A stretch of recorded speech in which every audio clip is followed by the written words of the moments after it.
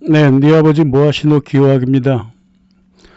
한국 사람들은 보통 자기가 속한 집단을 항상 머릿속에 염두에 두고 살죠. 가족이라든가 뭐 사회 단체, 뭐 지역, 국가, 나라, 민족 모두 자기가 그런 거를 대표한다고 생각을 해요. 타인 앞에서. 보통 그 앵글로색슨 중심으로 그 문화에서는 우리가 흔히 서구 문화라고 하는데 개인이 집단을 대표하는 경우가 그렇게 많지 않죠. 모두가 개인적으로 자기 자아를 이끌어 가려고 그러지 자기가 무슨 집단을 대표한다는 경우는 뭐 대통령이나 되든가 무슨 회사의 무슨 뭐 회계과 과장 정도 되든가 그 조직의 규칙이 그렇게 되어 있으니까 그때는 이제 뭐 대표하려고 그러겠죠. 혹은 뭐 건너지 마시오 같은 무슨 뭐 어떤 집단적인 규율이 강요되는 환경이라든가 아니면 뭐 아주 극단적인 사례로 타인종이나 타민족과 적대하려 그럴 때 그때 자기가 집단을 대표한다고 느낀다고요. 한국 사람들처럼 아무 때나 자기가 한국 민족의 대표라는 생각은 안 하죠. 예. 뭐 좋다 나쁘다 할 게 없어요. 각자 다 뭐 장단점이 있으니까요. 하지만 우리가 누구인가는 알아야 되잖아요. 그래서 그렇죠. 한국에 사는 외국인이 말이에요. 길거리에서 쓰레기를 치웠다. 이 사람들은 왜 치웠냐면 한국 사람들을 보니까 집단적 규율이 있더라. 쓰레기 버리는 걸 싫어하더라. 그것은 치운 거예요. 근데 한국 사람들은 이 사건을 어떻게 바라보냐면 한국 사람들도 안 치우는데 외국인이 치웠다. 야, 이런 기특한 일이 어딨냐. 야, 창피하다. 한국인으로서 창피하다. 이건 말이에요. 말 그대로 집단주의의 기후죠. 이게 이제 집단주의의 정확한 기후입니다. 이게 한국인으로서 창피하다. 한국 정부는 말이에요. 뭐 실질적인 차원에서 또 전통적인 차원에서 뭐 4대를 좀 해왔죠. 한국 행정부가 그렇게 미국이라든가 이런데 그 4대를 했던 이유는 뭐 여러 뭐 복잡한 그 미국 연관 네트워크도 있었겠지만은 한국인들이 문화적 4대주의에 되게 익숙하기 때문에 마음 편안하게 미국에 4대 한 거예요. 이 4대주의는 뭐 4대주의는 저희 또 박사 전공이기도 합니다만은 4대주의는 집단주의가 만들어 놔요. 하늘에서 떨어진 게 아닙니다. 자기네 내부의 집단주의가 크면 자연스럽게 4대주의가 만들어집니다. 왜냐하면 집단주의는 말이에요. 위계질서를 존중하기 때문에 그렇습니다. 그래서 자기가 속한 집단보다 더 상위에 있는 집단한테 존경심을 보내고 아무런 뭐 무슨 내용도 뭐 알지도 못하면서 무조건 좋아하고 그렇다 이 말이에요. 그래서 4대를 잘한다는 거는 무작정 선진국을 따라하자 이게 아니에요. 이런 바보 같은 그런 경우가 어디 있어요. 한국 사람들이 그런 사람들 아닙니다. 한국 사람들은요 누구 따라하자 그러면 또 되게 싫어합니다. 그게 미국이 됐든 무슨 뭐 우주가 됐든 뭐가 됐든 단지 자기네 집단 내부에서 자기네 나라 내부에서 집단주의가 강하기 때문에 그 집단보다 더 앞서 있는 집단을 존중하고 모방도 좀 해보고 그러겠다는 거예요. 자기가 속한 한국이라고 하는 집단보다 더 나은 미국이라고 하는 집단이 있으니까 나는 한국이라고 하는 못난 집단에 속해 있지만 우리보다 더 잘난 미국 집단을 참고하고 존경하고 숭배해보자. 이게 당연하다고 생각하는 게 집단 위계 정신이라 이 말이죠. 그래서 집단주의와 4대주의는 떨어질래야 떨어질 수가 없는 거예요. 동일한 겁니다. 같은 거예요. 고려대 출신을 나는 자랑스럽게 생각한다.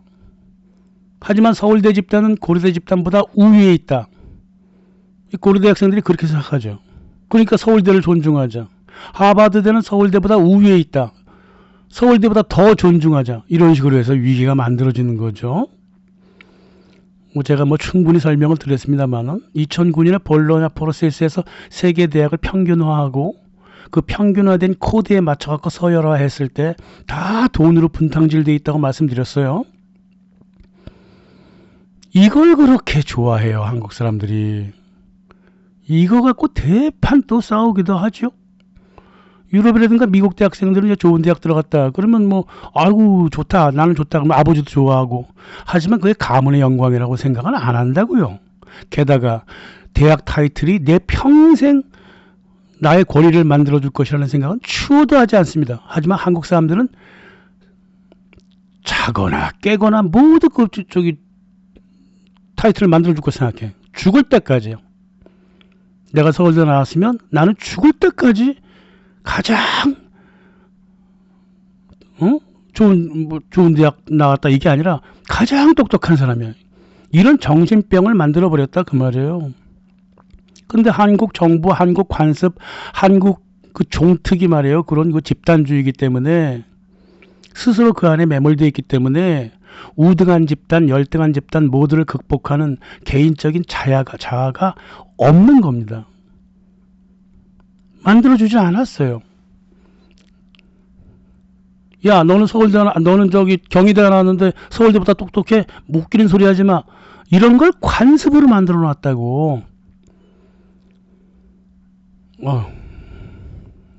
답답해요.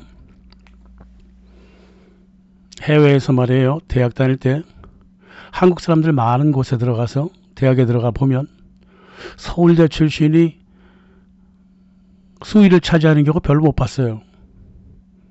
그러나 나라가 다르고 교육의 기준이 다르고 성적 평가의 기준이 다르면 우위가 다 달라지는 거예요. 근데 한국 사람들은 그 집단주의적 위계질서가 고착화돼서 머릿속에 무의식 깊숙이 자리하는 바람에 어떤 사람이 세계적인 발명품을 갖고 나왔다 하더라도 건국대 출신이고 중앙대 출신이다 그러면 영원히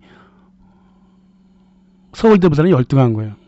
야, 저 사람이 어떻게 해서 건국대 있고 중앙대 나왔을까? 이런다니까? 예, 이 문제를요, 한국 사람들 스스로 잘 알고 있습니다. 그런데도 못 고친다는 게 더욱더 큰 문제라 이 말이죠. 한국인에게는 우등 집단과 열등 집단 모두를 극복하는 개인적인 자아가 없었습니다. 그리고 억눌러 왔어요. 하지만 우열은 개인적인 차이는 모두 극복합니다. 하지만 집단 의식은 극복하지 못해요. 이게 한국인의 종특이라는 사실. 예. 그걸 알아야 된다 그 말이죠. 아, 우리 한국 사람들한테 그런 종특이 있구나. 세계적으로 좀 다른 사람들이구나. 이렇게 판단하면 되는 겁니다, 그냥. 근데 그러한 종특이 좋은 시절을 만들기도 하지만 아주 불리한 환경에 놓이게 하기도 하죠. 잘 파악만 하면 된다 그 말이죠. 뭐 그렇게 뭐 배워 먹었는데 어떡해요. 자기 스스로 아는 것만 해도 다행이죠. 보통 사람들이 말입니다. 남과 소통하고 설득하며 살아갈 때 소통과 설득은 하나죠.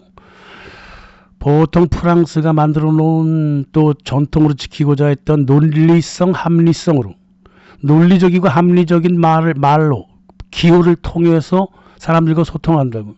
그런 경우가 있는가 하면 또 그 건너편 나라 영국이 만들어 놓은 것처럼 경험적인 부분이 얼마나 많으냐, 당신은 얼마나 많은 경험을 했느냐, 그걸 되게 소중히 여겨요. 소통과 설득이 된다고. 그런 사람들 앞에서는 미국이 아주 자주 발전시켰던 그 실험이 있어요. 새롭고 창의적인 실험을 계속 해보죠. 그래? 당신 논리 그렇게 있어? 당신 경험 많아? 실험 한번 해보자. 그래서 실험에서 나온 결과를 굉장히 신뢰를 주는 그런 곳이 이제 미국이었다 그 말이죠. 뭐 독일도 잘 따라갔고요. 그리고 마지막으로 소통과 설득을 이루는 기호 체계 하나가 권위가 있습니다. 권위. 그래, 그거 누가 그런 말 하대? 예? 한국 사람들 항상 자주 그 조롱거리고 빗대면서 얘기하는 게 뭐냐면 남들은 그렇게 생각 안 해? 그런 말 누구한테 들었어? 매일 이런 식이에요.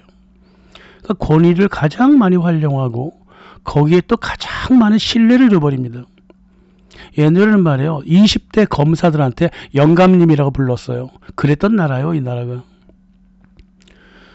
아주 이러한 소통과 설득의 방법은요, 차근차근 변해가지만 정말 한국 문화에서는 변하질 않더라고요. 종특 맞아요. 종특 맞습니다. 그래서 한국 사람들이 합리적인 것도 없고 실험 정신도 없으며, 실험 정신은 좀 있겠다. 좀 있겠어요. 또 경험을 무시해버리는 포스트 모더니즘에 아주 익숙해져요. 한국 사람들이. 권위만 있어 보인다. 즉 말이 된다 해서 설득이 된다 싶으면 그 뒤에는 항상 권위가 있어요. 그래서 권위만 받아들이면 논리적인 거 다 필요 없어요.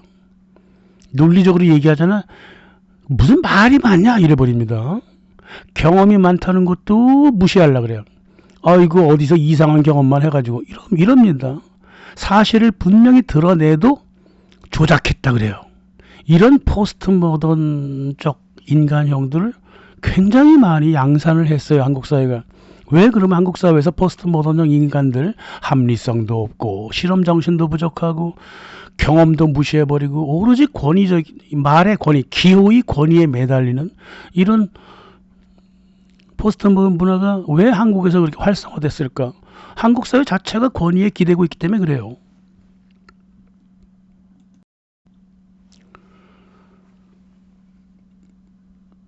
한국 사람들한테 그 서울대와 하버드대의 우등과 열등의 정서를 극복하는 자아를 개발해주면 되는데요. 그 자아 개발은 교육한다고 되는 게 아니에요. 어떤 인간의 국가적 위계질서 정서가 없어져야지 민족들도 스스로 따라갑니다. 한류가 좀 큰 영향을 하긴 했어요. 그거 다행이고요. 가만히 있어도 뒷배경이 권위를 만들어주니까 다른 능력보다 권위에 따르는 능력만 계속 키워왔어. 그러다 보니까 법률이라든가 규칙을 독자적으로 해석하는데 심각한 무능력을 보이고 있는 게 한국 사람이에요. 이건 제가 아주 정밀하게 관찰한 부분이에요. 독자적인 해석을 거의 못합니다. 그러니까 사법부도 저렇게 개판이 되는 거예요. 법 해석을 못하니까. 오죽하면 제가 항상 강조하듯이 법학전문대학원에 법철학, 법해석 과목을 9학점 이상은 넣어야 된다고 항상 말씀을 드렸던 거예요. 권력이 정했으면 그걸 무조건 따르려고 그래요. 요새 그런다면서요. MZ세대가 디지털에 너무 익숙하다 보니까 대면 소통에 어려움을 겪는다고. 사람한테 분명히 그 눈앞에서 무슨 말을 들었는데 멀뚱멀뚱 쳐다만 보더라. 왜 그러냐? 해석하지 못해갖고 어떻게 반응할까 그거 생각하느라고 멀뚱멀뚱거리고 있더라는 거. MZ세대가 뭐 잘못한 거 있어요? 해석 못하는 건 자기네 아버지 베이비부모 586도 똑같거든요. 베이비부모하고 586은 해석은 안 하고 딸딸딸딸 외우고 모방만 했어요. 그러니까 응답이 좀 빨랐겠죠. MZ세대랑 베이비부모 586이랑 차이가 뭐가 있어요? 해석 못하는 건 똑같은데. 그러니까 그렇게 외우고 규칙에 맞는 예상 문제풀이집 이런 것들로 그 사람의 지식을 가늠하려고 하는 말 그대로 골 때리는 교육 문화가 한국을 지배해 왔던 겁니다. 한국인들이 이재명을 싫어하는 이유 중 하나가 있을 거예요. 뭐 몇 가지 모르겠습니다만은 법규라든가 특정 사안을 잘 이해하고 독자적으로 해석한다는 거. 그게 기분 나빴을 겁니다, 아마. 응? 스스로의 자기의 의식을 가만히 생각해 보세요. 남들은 시키는 대로 그냥 따라가는데 네가 뭔데 너 독자적으로 해석하고 난리냐? 이거 아니에요? 그래서 이재명이 그냥 준 거 받은 거 없이 그냥 멀리하고 싶고 싫었던 거 아닌가요? 이재명 대통령의 해석 방식은 확실히 한국 사람들 전통으로부터 좀 벗어나 있어. 그러니까 덜 익숙한 거라고, 한국 사람들이. 하지만 대통령 스스로 그런 구태를 좀 부수는 중이에요. 저는 되게 긍정적으로 봅니다. 앞으로 후기 첨단 산업 시대에 창발성이 굉장히 중요시 되고 기술과 기계를 어떻게 하면 운영할 수 있을지, 그런 창의성이 중요한 시대에 매뉴얼만 딸딸딸딸 외우는 이런 집단의식 교육을 해서는 이거 불가능하다고요. 저는 걱정 많이 하고 있어요. 인공지능이라든가 인간의 뇌를 넘어서는 어떤 양자 컴퓨터 같은 거, 이런 것들 기술이 나오게 되면 또 거기에 맹종할 거라고? 그러면 더 이상 이제 한국 사회는 경제든 정치든 문화든 지식이든 주도적으로 이끌질 못해요. 하지만은 한류도 있고 이재명 대통령도 저렇게 치고 나가고 그런 것들, 권위주의적 사고가 조금씩 깨지고 있는 거, 그거 참 다행으로 보고 있는 겁니다. 지켜봐야 되겠죠 뭐. 기호학 TV였습니다.